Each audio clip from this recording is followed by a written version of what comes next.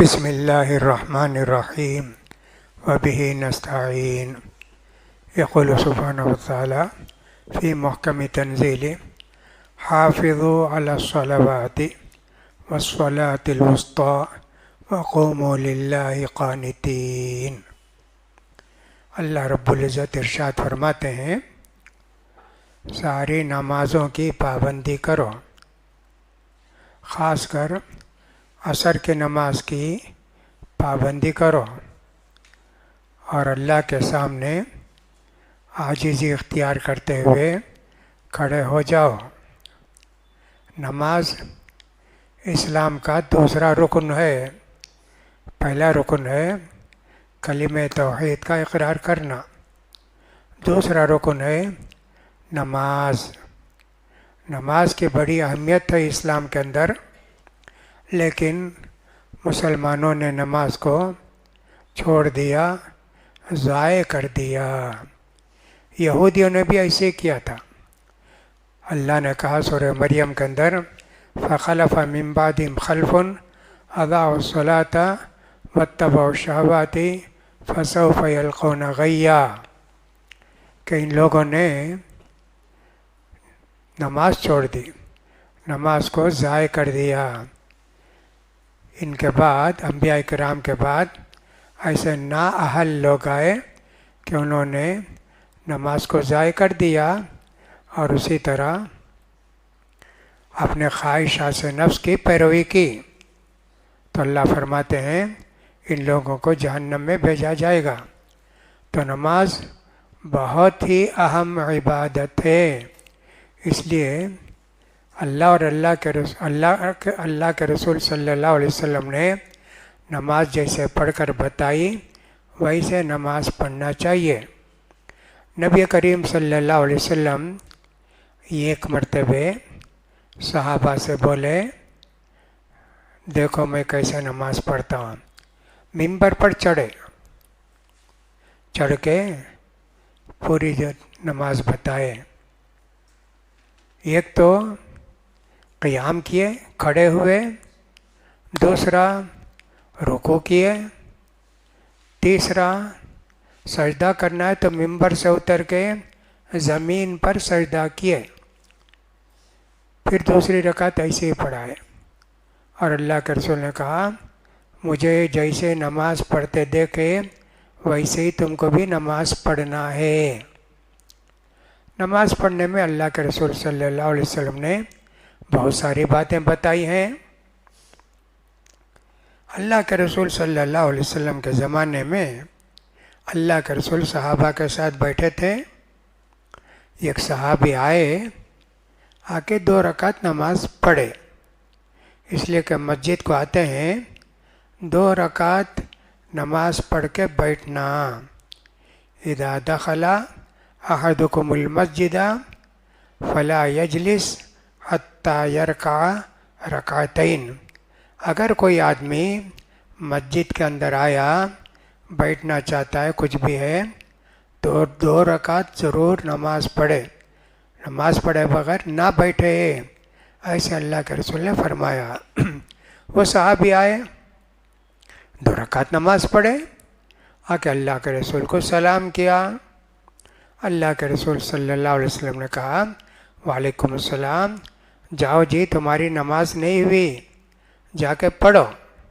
اب وہ صحابی گئے، جا کے 2 رکعت نماز پڑھے، پھر بھی آ کے سلام کیے۔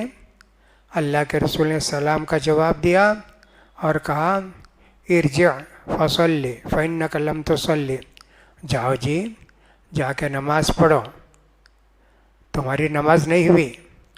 وہ آدمی صحابی پھر بھی گئے اور 2 رکعت پڑھ کر آئے۔ جب بھی اللہ کے رسول نے کہا نہیں جی تمہاری نماز نہیں ہوئی، اللہ کے رسول مجھے یہی نماز معلوم ہے، کیسے پڑھنا آپ ذرا بتائیے نا۔ نبی کریم صلی اللہ علیہ وسلم نے فرمایا وضو کے بعد جب تم نماز کے لیے کھڑے ہوتے ہو تو قبلہ رخ کھڑے ہو، قبلہ رخ کھڑے ہو کر پھر اس کا تکبیر کہو گے اور جو قرآن تم کو یاد ہے وہ پڑھو گے، پھر اس کا رکوع کو جا کے اطمینان سے رکوع کرنا۔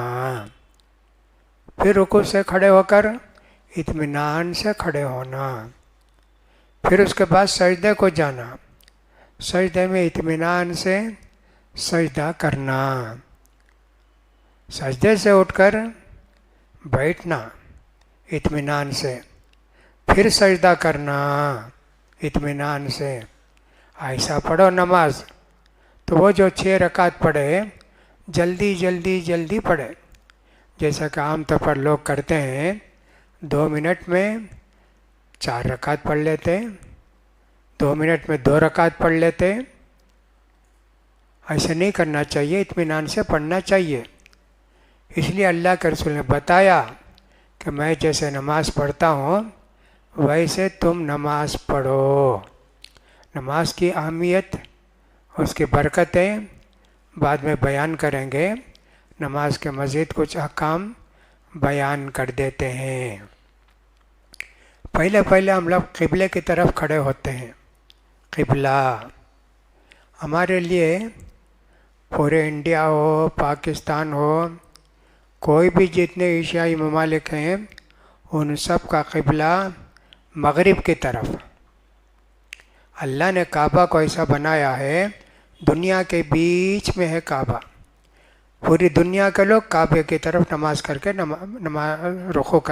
رخ کر کے نماز پڑھتے، پوری دنیا کے لوگ۔ مکے والے بھی بولا نا، پورے مکے والے ویسے ہی کعبے کی طرف ہی رخ کر کے نماز پڑھتے، پورے مکے والے، ان کو بولتے مکے والے۔ ان کے لیے عین قبلہ شرط ہے، سیدھا قبلے کی طرف کھڑے ہونا۔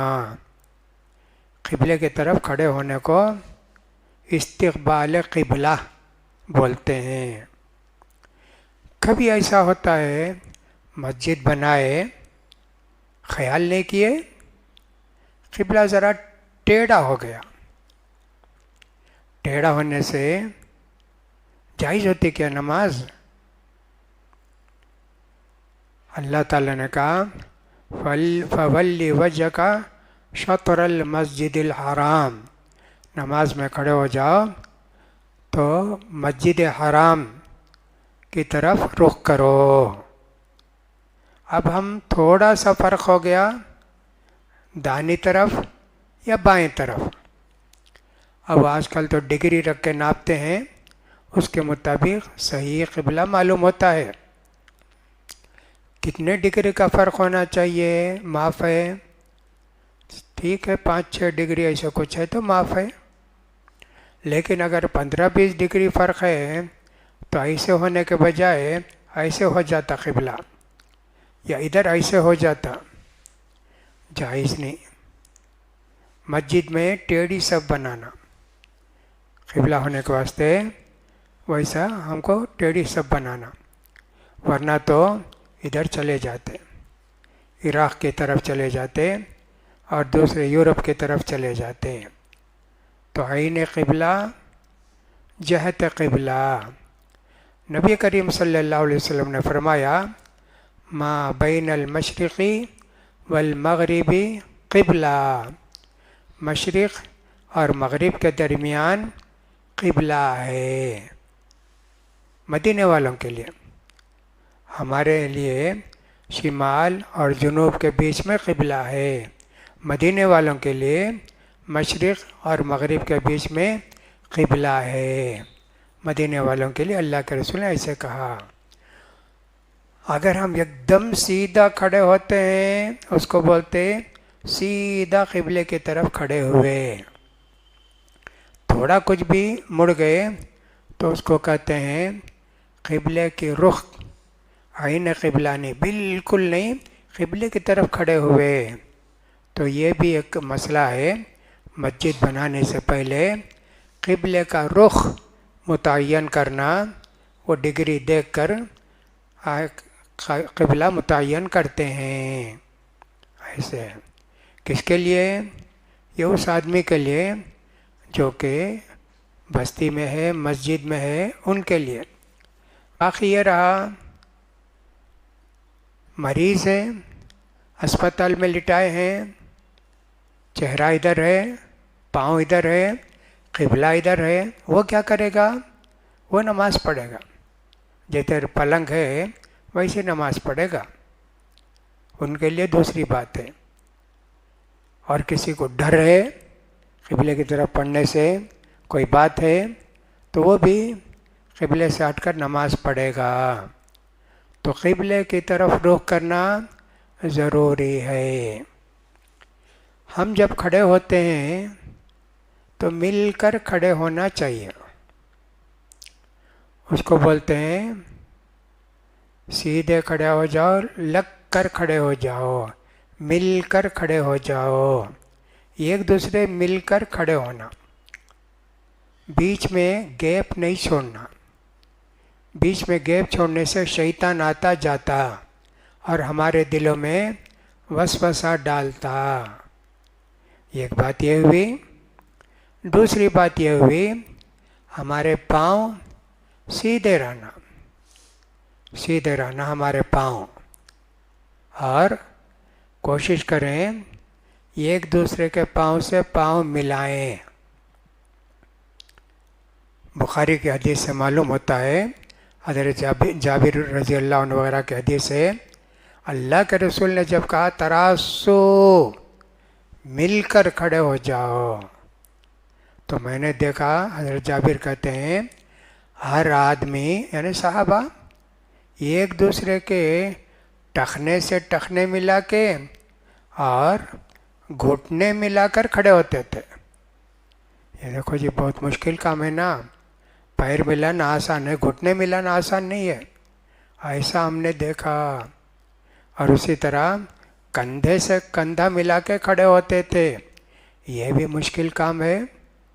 پیر کی حد تک تو ٹھیک ہے، یہ سب ملاتے ہوئے آدمی اس کا خیال کہاں رہے گا، وہ بھی ایک بات ہے، لیکن اللہ کے رسول نے فرمایا ہے ایسے ہم کو کرنا چاہیے۔ پیر ملانے سے نماز صحیح ہوتی، اسی لیے کہتے ہیں نماز شروع کرنے سے پہلے سوو صفوفکم، تمہاری صفوں کو ٹھیک کر لو، درست کر لو۔ فإن تسویۃ الصفوف من تمام الصلاۃ، صفیں ٹھیک رہی تو نماز ٹھیک ہوتی، صفیں غلط ہیں تو نماز نہیں ہوتی۔